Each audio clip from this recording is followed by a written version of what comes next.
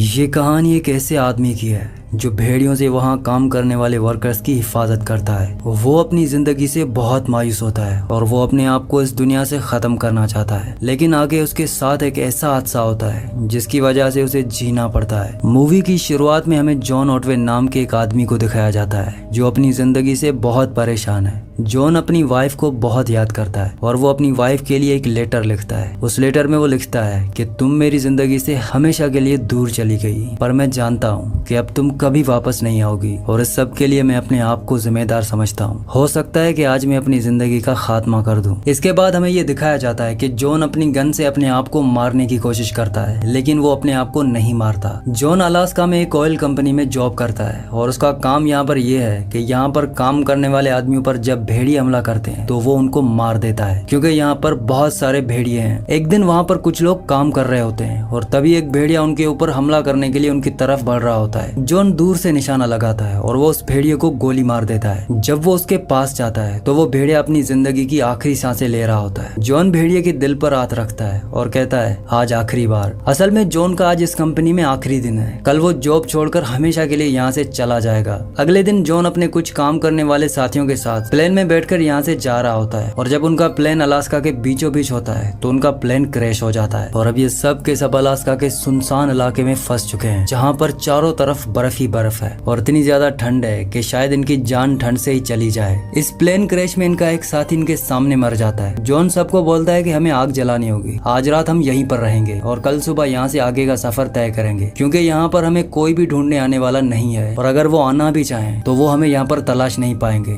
रात को ये सब आग जलाने का इंतजाम करते हैं और जब ये आग जला रहे होते हैं तभी एक भेड़िया जॉन के ऊपर हमला कर देता है और उसके पैर को जख्मी कर देता है और जॉन समझ जाता है कि ये सब के सब भेड़ियों के इलाके में है, शायद ये ठंड से बच जाएं, लेकिन ये भेड़िए इन्हें कभी नहीं छोड़ेंगे। जॉन यहाँ पर बचे हुए सभी लोगों को बोलता है कि आसपास जितनी भी लाशें हैं उन सब लाशों को हमें यहाँ से हटाना होगा। भेड़िए हवा में भी खून सूंघ सकते हैं और उन्हें ये एहसास है कि हम सब यहाँ पर जख्मी हैं। इसके बाद ये सब के सब लाशें हटाना शुरू कर देते हैं और रात को जब ये सब आग के चारों तरफ बैठे होते हैं तब जॉन को एहसास होता है कि उसके चारों तरफ कुछ है। वो एक लकड़ी की मशाल उठाता है और अंधेरे की तरफ जाता है। वहाँ पर एक नहीं बल्कि कई सारे भेड़िए होते हैं। जॉन अपने सभी साथियों को कहता है कि कोई भी यहाँ से हिलेगा नहीं, क्योंकि अगर इन्होंने भागना शुरू किया तो भेड़िए इन पर हमला कर देंगे। ये सब के सब वहाँ पर खड़े रहते हैं और कुछ ही देर बाद वहाँ से भेड़िए चले जाते हैं। जॉन कहता है कि हम सबको बारी बारी यहाँ पर 2-2 घंटे पहरा देना होगा ताकि बाकी के लोग आराम से सो सकें। सबसे पहले पहरा जॉन देता है, लेकिन जॉन के बाद जो दूसरा आदमी पहरा देने के लिए आता है रात को उस पर भेड़िए हमला कर देते हैं और उसे मार देते हैं। उसकी आवाज कोई भी नहीं सुन पाता और जब सुबह सब के सब उठते हैं तो वो देखते हैं कि वहाँ पर उसकी लाश पड़ी होती है। जॉन कहता है कि भेड़ियों ने इसे खाया नहीं, सिर्फ मारा है। तब दूसरे लोग पूछते हैं कि उन्होंने ऐसा क्यों किया।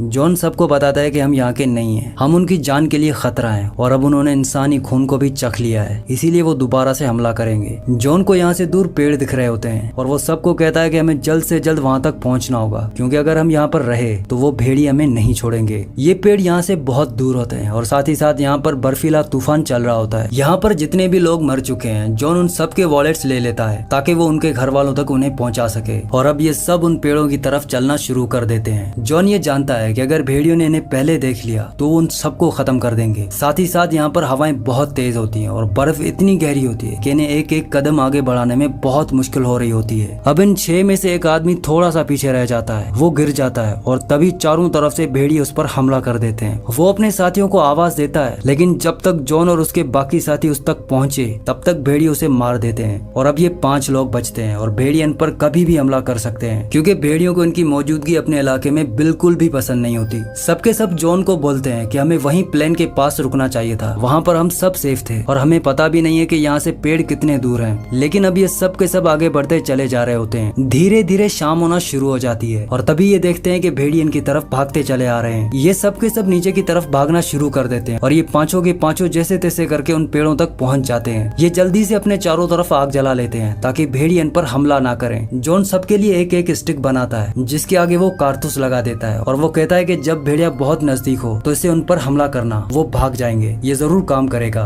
इनके साथ एक आदमी होता है जिसका नाम डीएज है और वो उसकी बात पर यकीन नहीं करता। असल में उसे जॉन की किसी भी बात पर यकीन नहीं होता और वो शुरू से जॉन को क्रिटिसाइज कर रहा होता है। वो कहता है कि तुम्हारी वजह से हमारा एक साथी मारा गया, हमें वहीं ऊपर रहना चाहिए था, और जॉन को वो उल्टा सीधा कहना शुरू कर देता है। दोनों के बीच में आर्ग्यूमेंट्स होना शुरू हो जाते हैं। डीएज अपना चाकू निकाल लेता है और वो जॉन पर हमला करना चाहता है, लेकिन जॉन उसे जमीन पर गिराकर पूरी तरह से कंट्रोल कर लेता है। और तभी ये देखते हैं कि इनके सामने एक भेड़िया होता है। ये सब के सब एक साथ खड़े हो जाते हैं और वो भेड़िया सिर्फ इन्हें देख रहा होता है। काफी देर तक देखने के बाद वो भेड़िया वहाँ से चुपचाप चला जाता है। जॉन बताता है कि इनके जो साथी हैं उन्होंने इसे यहाँ पर भेजा था। दरअसल भेड़िया हमेशा झुंड में शिकार करते हैं और उनका माइंड बहुत शार्प होता है। इसके बाद ये सब के सब आग के चारों तरफ बैठे हुए होते हैं। तभी एक भेड़िया आके डीएस के ऊपर हमला कर देता है, लेकिन ये सब मिलकर भेड़िए को मार देते हैं और अब इनके पास खाना भी है। और जब ये उस भेड़िए को पका रहे होते हैं तभी चारों तरफ से भेड़ियों की आवाज आना शुरू हो जाती है, क्योंकि इन्होंने उनके साथी को मारा है। जॉन समझ जाता है कि अब वो भेड़िए इन्हें नहीं छोड़ेंगे। वो कहता है कि हमें अभी यहाँ से निकलना होगा और ये पांचों के पांचों हाथों में मशाल लेकर यहाँ से आगे बढ़ना शुरू कर देते हैं। यहाँ पर अंधेरा है लेकिन इनके पास अब कोई रास्ता नहीं है, पर ये सब बहुत दूर तक नहीं जा पाते क्योंकि इन्हीं में से एक आदमी जिसका नाम जैक्सन है उसकी तबीयत खराब होना शुरू हो जाती है और इन सबको रुकना पड़ता है। लेकिन इस बार जहाँ पर ये रुकते हैं वहाँ पर भेड़िए इन पर सिर्फ सामने हमला कर सकते हैं, जबकि इससे पहले जहाँ पर ये रुके थे वहाँ पर चारों तरफ खुला एरिया था। ये यहाँ पर आग जला लेते हैं और इन सबको पता है कि इनमें से कभी भी कोई भी इस दुनिया को छोड़कर चला जाएगा, इसीलिए सब अपनी अपनी फैमिली को याद करते हैं। और तभी आसमान में बादल गरजना शुरू हो जाते हैं। जॉन कहता है कि लगता है बर्फीला तूफान शुरू होने वाला है और अगर तूफान आया तो आग बुझ जाएगी और हो सकता है कि भेड़िए ने ना भी मारे तो ये ठंड से मर जाएंगे। इसके कुछ ही देर बाद यहाँ पर तूफान शुरू हो जाता है। उनकी आग बुझ जाती है और जब सुबह जॉन की आंख खुलती है तो वो देखता है कि जैक्सन जिसकी तबीयत खराब थी वो बिल्कुल फ्रीज हो चुका होता है। जॉन उसे उठाने की बहुत कोशिश करता है लेकिन अब जैक्सन की मौत हो चुकी है और बाकी के जो लोग होते हैं उनकी हालत भी काफी ज्यादा बुरी होती है। जॉन वहाँ पर आग जलाता है और कुछ देर बाद जब पूरी तरह तूफान थम जाता है तो ये सब के सब यहाँ से आगे बढ़ने के लिए तैयार हो जाते हैं। तभी जॉन को वहाँ पर एक कटा हुआ पेड़ दिखता है जिस पर एक निशान होता है। जॉन कहता है कि मैं इन निशानों को पहचानता हूँ, यहाँ पर जितने भी पेड़ हैं उन सबको काउंट किया जाता है, मतलब कि गवर्नमेंट उन सब का हिसाब अपने पास रखती है। और तभी इन्हें यहाँ पानी की आवाज भी आती है। जब ये पानी की आवाज की तरफ जाते हैं तो ये देखते हैं कि इनके बीच और जो आगे रास्ता है उसके बीच में एक बहुत गहरी खाई है, मतलब कि ये अब यहाँ से आगे नहीं जा सकते और ये खाई इतनी गहरी होती है कि ये इससे पार नहीं कर सकते और पीछे भी इनके पास जाने का कोई रास्ता नहीं है। जॉन अपने तीनों साथियों से कहता है कि देखो हमारे सामने बहुत सारे पेड़ हैं, हमें एक लंबी रस्सी चाहिए और हम में से किसी एक को यहाँ उन पेड़ों पर कूदना होगा ताकि वो रस्सी वहाँ पर बांध सके और हम तीनों के तीनों भी वहाँ पहुँच जाएं। और ये सब के सब मान जाते हैं क्योंकि इनके पास इसके अलावा और कोई भी रास्ता नहीं है। इनके पास रस्सी होती है लेकिन वो उतनी लंबी नहीं होती, इसीलिए इन्हें रस्सी के साथ कपड़े भी बांधने पड़ते हैं। और अब इनमें से एक आदमी कपड़े का सिरा पकड़कर उस चट्टान से उन पेड़ों की तरफ कूद जाता है और जैसे वो कूद जाता है तो जहाँ इन्होंने रस्सी और कपड़े को बांधा था वो पॉइंट खुल जाता है और अब कपड़े वाला पॉइंट खाई में गिरने वाला होता है कि इनमें से एक उसको पकड़ लेता है और जो आदमी पेड़ों की तरफ कूदा था वो भी सही सलामत होता है। इसके बाद ये एक एक करके पेड़ तक पहुंच जाते हैं, लेकिन आखिर में जो आदमी होता है उसका पैर हुक में फंस जाता है और जब वो अपना पैर छुड़ाने की कोशिश करता है तो रस्सी टूट जाती है और वो ऊंचे पेड़ों से होता हुआ नीचे जमीन पर गिर जाता है, जिसकी वजह से वो बुरी तरह से जख्मी हो चुका है और उसे अब अपनी छोटी सी बेटी दिखाई देती है जिसे वो बहुत प्यार करता है। उसकी बेटी उसे कहती है कि डैडी आई लव यू। और तभी यहाँ पर बहुत सारे भेड़िए आ जाते हैं। जॉन और उसके जो दो साथी होते हैं वो जल्दी जल्दी पेड़ से नीचे उतरकर अपने दोस्त को बचाना चाहते हैं, लेकिन जब तक वो नीचे पहुंचते हैं तब तक भेड़िए उसे यहाँ से खींचकर अपने साथ ले जा चुके होते हैं और अब ये 3 बचे हुए हैं। अभी भी इन्हें चारों तरफ से भेड़ियों की आवाज आ रही होती है। दरअसल वो लगातार इनका पीछा कर रहे हैं, वो किसी भी कीमत पर इन सबको मारना चाहते हैं। ये तीनों के तीनों यहाँ से आगे बढ़ते हैं और नदी तक पहुंच जाते हैं, लेकिन इनके साथ जो डीएस है उसके पैर में मोच है, वो ज्यादा चल नहीं सकता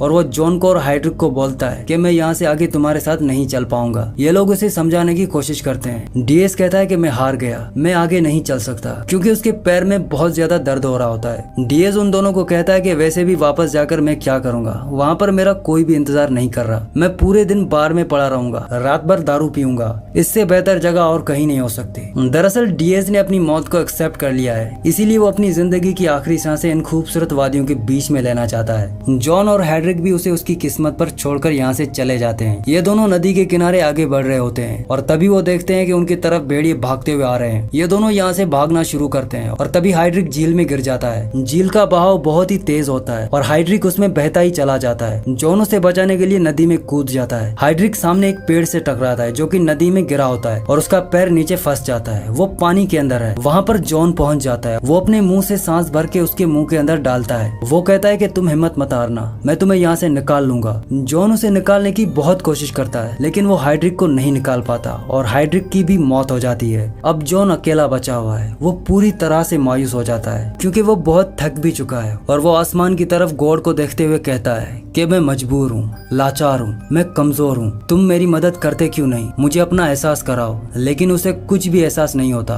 और जॉन कहता है कि मुझे अपनी मदद खुद ही करनी पड़ेगी और अब वो अकेला ही यहाँ से आगे का सफर पूरा करता है। लेकिन वो बहुत ज्यादा दूर नहीं जा पाता क्योंकि उसे हाइपोथर्मिया हो जाता है और वो वहीं पर ही एक जगह पर बैठ जाता है। उसके पास जितने भी वॉलेट होते हैं वो सब वॉलेट्स निकालता है। ये उन लोगों के वॉलेट्स हैं जो मर चुके हैं। वो उन सब के वॉलेट्स को खोलकर देखता है। उनमें उनकी फैमिलीज की फोटोज होती हैं। तभी वो अपने चारों तरफ देखता है कि यहाँ पर अब भेड़ी आ चुके हैं। वो उसे मारना चाहते हैं और उसके बाद वो अपना वॉलेट निकालता है। उसके वॉलेट में उसकी वाइफ की फोटो होती है और उसे अपनी वाइफ अपने सामने दिखती है। वो उसे कहती है कि तुम कभी भी हिम्मत मत हारना। दरअसल उसकी वाइफ बीमार थी, इसीलिए उसकी वाइफ की मौत हो गई होती है और इसीलिए इस कहानी की शुरुआत में वो अपने आप को मारने की कोशिश करता है क्योंकि वो अपनी वाइफ से बहुत प्यार करता था। अब जॉन अपने एक हाथ में चाकू बांध लेता है और दूसरे हाथ में बहुत सारी छोटी छोटी बोतल्स और उन छोटी छोटी बोतल्स को वो तोड़ देता है ताकि वो हथियार बन जाए। उसके सामने वो खूंखार भेड़िया है और जॉन को अपने बचपन की याद आती है जहाँ पर उसके डैड उसे बार बार एक लाइन सुनाते थे। असल में ये एक कोट होता है और उसमें लिखा होता है कि मुझे अपनी आखिरी लड़ाई एक बार और लड़नी है। मुझे सब कुछ अच्छी तरह से याद है, या तो आज मैं बच जाऊंगा या फिर हमेशा के लिए दुनिया से चला जाऊंगा। और उसके बाद भेड़िया और जॉन एक दूसरे पर हमला कर देते हैं। भेड़िया उसको काटने की कोशिश करता है, जॉन भी उस पर चाकू से हमला करता है और लास्ट में ये दिखाया जाता है कि भेड़िया जमीन पर बुरी तरह जख्मी होकर पड़ा है लेकिन वो अभी भी सांसें ले रहा है और उसके ऊपर जॉन पड़ा होता है। लेकिन हमें ये समझ में नहीं आता कि जॉन अभी भी जिंदा है कि नहीं। इसी के साथ इस कहानी को एंड कर दिया जाता है। असल में इस कहानी के राइटर ने ये आप पे छोड़ा है कि आप इसके आगे क्या सोच सकते हो। क्या जॉन भेड़ियों को मार पाया या भेड़ियों ने उसे मार दिया? अगली कहानी आप किस मूवी पर सुनना चाहते हैं मुझे नीचे कमेंट्स में जरूर बताना। तो आई होप कि ये वीडियो आपको पसंद आई होगी। अगर ये वीडियो आपको पसंद आई तो इस वीडियो को लाइक कर देना और मजीद ऐसी वीडियोस देखने के लिए हमारे चैनल को सब्सक्राइब कर देना।